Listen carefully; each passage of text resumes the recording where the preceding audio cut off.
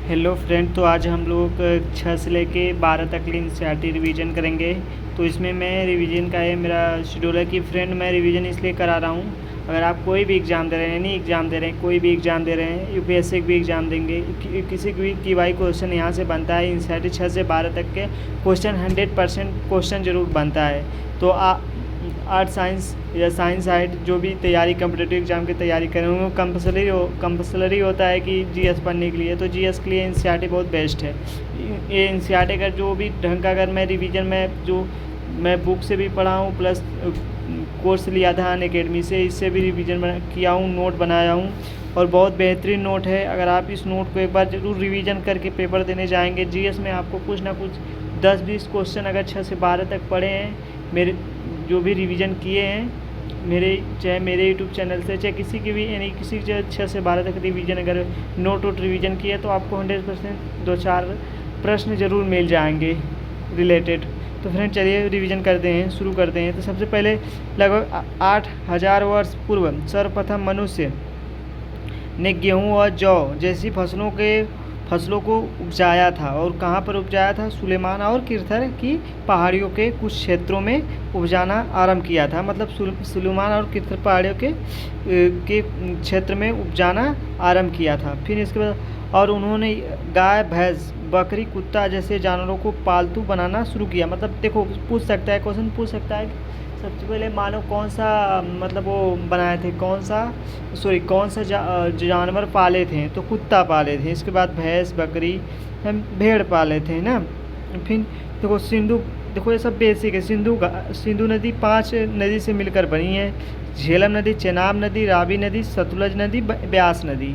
ठीक है। तो और गेहूँ और जौ उपजाने का प्राचीनतम साक्ष्य कहाँ मिले? ये भी पूछ सकता है। तो मेहरगढ़ और बलिस्तान में सबसे पहले प्राप्त हुए हैं, होते हैं। ठीक है। देखो ये देखो हड़प्पा सभ्यता का है, मेहरगढ़ हड़प्पा सभ्यता है ना। बलूचिस्तान आप वर्तमान में पाकिस्तान में है। ठीक है। नवीनतम तथ्यों के अनुसार चावल उपजाने का प्राचीनतम साक्ष्य कबीर नगर लहुरादेव में पाया गया है। कबीर नगर और लहुरादेव में पाया। यह साक्ष्य लगभग 9000 से 8000 वर्ष पूर्व पाए गए हैं। कबीर नगर के लहुरादेव में पाया गया है नवीनतम चावल उपजाने का साक्ष्य। और गारो तथा मध्य भारत के विंध्य पहाड़ी क्षेत्र अन्य कुछ ऐसे क्षेत्र हैं जहां कृषि का विकास हुआ है। जैसे गारो पहाड़ियां तथा मध्य भारत की विंध्य पहाड़ी क्षेत्र के अन्य कुछ। देखो विंध्य पहाड़ी आप लोग को अगर बाय द वे आप लोगों को नहीं पता है तो विंध्य पहाड़ियाँ आप लोग को विंध्य पहाड़ियाँ यहाँ मिलेगी महाराष्ट्र और क्या केरल है। महाराष्ट्र, केरल, कर्नाटक के, जैसे महाराष्ट्र, केरल, कर्नाटक है ना, इसके बीच विंध्य पहाड़ियाँ हैं और गारो खासी तो इधर है। तो चलिए मैं अगले बार में इसको चर्चा करेंगे। गारो तथा मध्य भारत के विंध्य पहाड़ी क्षेत्र में अन्य कुछ ऐसे क्षेत्र हैं जहाँ कृषि का विकास हुआ है। फिर इसके बाद लगभग हम लोग जियोग्राफी में चले गए थे। सॉरी फ्रेंड, गारो खासी जयंतियाँ होती है और गारो पहाड़ी ने। तो मैं अगले वीडियो में इसका चर्चा करूँगा, गारो पहाड़ी कहाँ है और विंध्य पहाड़ी है। ठीक है। सतपुड़ा पहाड़ी, ये सब आप लोग पढ़े होंगे, नहीं पढ़े होंगे तो मैं बताऊँगा। ठीक है। ये सब जियोग्राफी में हम जा रहे हैं। ठीक है। तो हम लोग जीएस में चले। लगभग 47 वर्ष पूर्व सिंध में उसकी सहायक नदियाँ के किनारे नगरों का विकास। देखो सिंध के सहायक नदियों के तट पे है ना नगरों का विकास हुआ है। सभ्यता पहले विकसित हुई थी और गंगा दक्षिण में इन नदियों के आसपास का क्षेत्र प्राचीन काल में मगध, वर्तमान में बिहार में नाम से जाना जाता था। देखो गंगा के दक्षिण में देखो दक्षिण यानी साउथ इंडिया होता है। जिससे लोग दक्षिण की बात करें तो कर्नाटक हो गया, आंध्र प्रदेश हो गया, केरल हो गया, ये सब दक्षिण में जाएंगे। ठीक है। तो दक्षिण के प्राचीन नदियों के किनारे ने पास क्षेत्र के प्राचीन काल में मगध और वर्तमान में बिहार नाम से जाना जाता था। इसके शासक बहुत शक्तिशाली और उन्होंने एक विशाल राज्य स्थापित किया था। मगध साम्राज्य का उत्कर्ष ईसा पूर्व 6वीं शताब्दी की हुआ था। मगध साम्राज्य का संस्थापक लगभग 544 से 492 ईसा पूर्व तक बिंबिसार था। मगध आप पढ़े भी होंगे कि मगध सबसे शक्तिशाली शासक था। अब आप बात करते हैं देश का नाम कैसे पड़ा। तो आज हम अपने देश को इंडिया भारत के नाम से बुलाते हैं। इंडिया शब्द की उत्पत्ति इंडस शब्द से हुई, जिसका संस्कृत में सिंधु कहा जाता है। लगभग 2500 वर्ष पूर्व उत्तर पश्चिम की ओर से आने वाले ईरानियों और यूनानियों ने सिंध को हिंदोस अथवा इंडोस और इन नदी के पूर्व स्थित जो लोग थे उन्हें उन भूमि के प्रदेशों को इंडस कहा। इस नदी के किनारे जो भी स्थित लोग थे ना, तो यूनानी और ईरानियों ने आए तो उन लोग को इंडस कहें। इंडस और पहले जो उसके पास थे इंडिया कहें, फिर उसके पूर्व में जो थे वो भूमि में स्थित थे जो उस प्रदेश को इंडिया कहें, तो उसी के नाम से इंडिया पड़ा है। और आप ऋग्वेद में देखेंगे तो बहुत तरीके से बताया गया है कि इंडिया का नाम कैसे, भारत का नाम कैसे पड़ा। तो जिस तरह देखो इतिहास में जैसा है वैसा हमें देखना है, पढ़ना है। हर जगह की अलग बात है, ठीक है। अब हम जियोग्राफी में जाएंगे, सतपुड़ा जाएंगे, सिंध जाएंगे, हैं गारो खासी जयंतिया हो गई, मतलब बहुत देखेंगे। तो जियोग्राफी में जाएंगे। इस तरह हर जगह का हर विषय का अपना एक वो है, रूल है। हर विषय में कैसे पढ़ना, देखो मैथ का अपना एक रूल है, इस तरह हर विषय का है। जीएस का भी एक रूल है कि सीधा से अगर शुरू से अंत तक शुरू से पढ़ोगे, जैसे एनसीईआरटी पढ़ के जाओगे, एडवांस बुक पढ़ोगे तो और आपको समझ में आएगी, अगर बीच में पढ़ोगे तो समझ में नहीं आएगी। इस तरह हर चीज़ का एक रूल होता है। इस तरह हम हिस्ट्री पढ़े तो हिस्ट्री में कैसे बताया गया, इसका एक रूल है, ठीक है। तो अपने रूल हिसाब से चलिए, अच्छा रहेगा। फिर इसके बाद इंडिया पढ़ा। फिर इसके बाद देखें, भारत नाम का प्रयोग उत्तर पश्चिम में रहने वाले लोग के एक समूह के लिए किया जाता है। देखो अभी बता दिए, भारत नाम का प्रयोग जो उत्तर पश्चिम में रहने वाले लोग के एक समूह के लिए किया जाता था। इसका समूह का उल्लेखन संस्कृत की आरंभिक लगभग 3500 वर्ष पुरानी कृषि ऋग्वेद में मिलता है। बाद में उसका प्रयोग देश के लिए होने लगा। पांडुलिपि अतीत के हाथ में लिखी गई पुस्तकें पांडुलिपि कहलाती थी। पांडुलिपि अतीत में हाथ में लिखी गई पुस्तक पांडुलिपि कहलाती थी। से तिथियों का मतलब,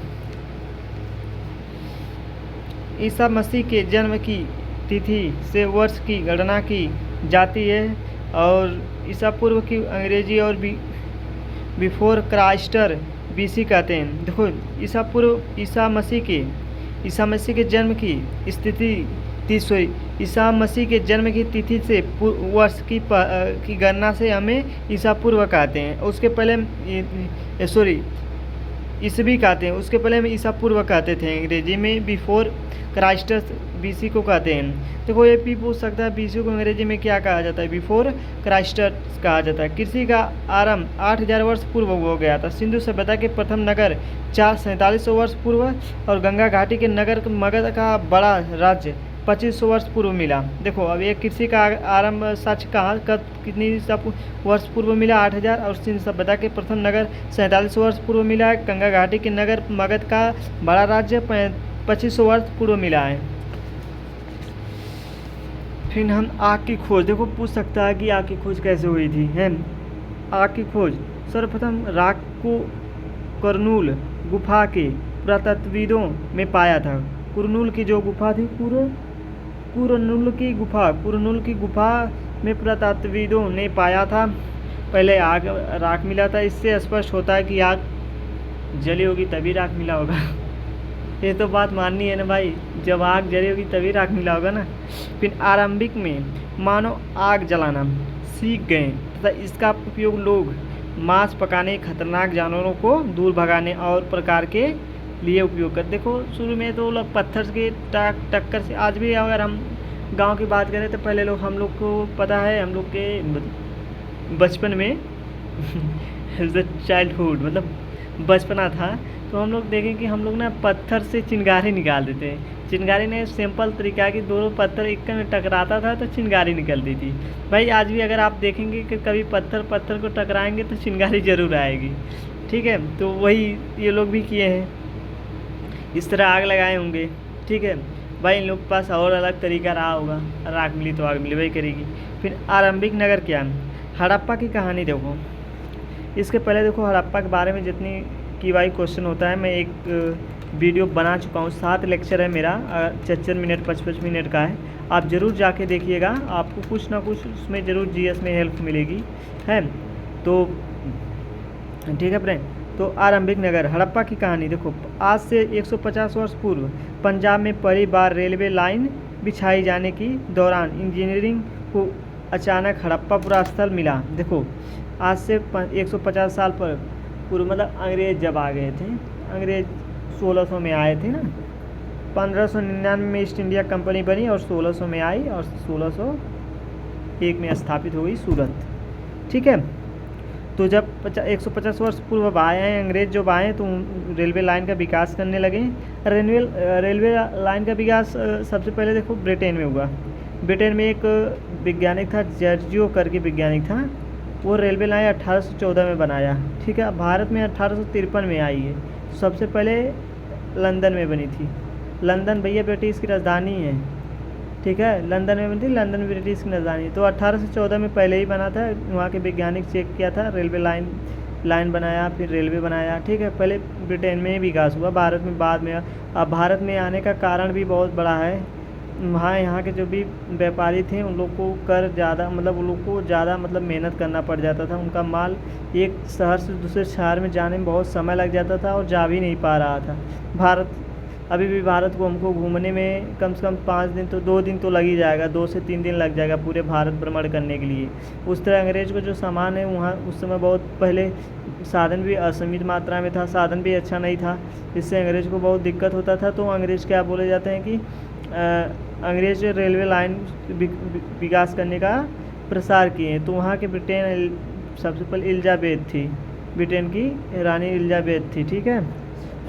और एलिजाबेथ और वहाँ के ब्रिटिश, और देखो हम मॉडर्न हिस्ट्री में चले जा रहे हैं, सॉरी यार।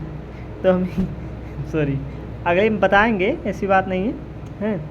तो चलिए, 150 वर्ष पूर्व पंजाब में पहली बार रेलवे लाइन बिछाई जाने के दौरान इंजीनियरों को अचानक हड़प्पा प्रस्थल मिला, जो कि इस समय आधुनिक काल में पाकिस्तान में पाया जाता है।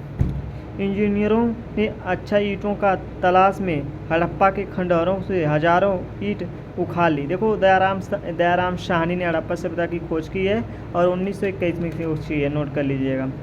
ठीक है। इंजीनियरों ने अच्छा ईंटों की तलाश में हड़प्पा खंडहरों को हजारों ईंट उखाड़ ली, इससे कई इमारतें पूरी तरह नष्ट हो गईं।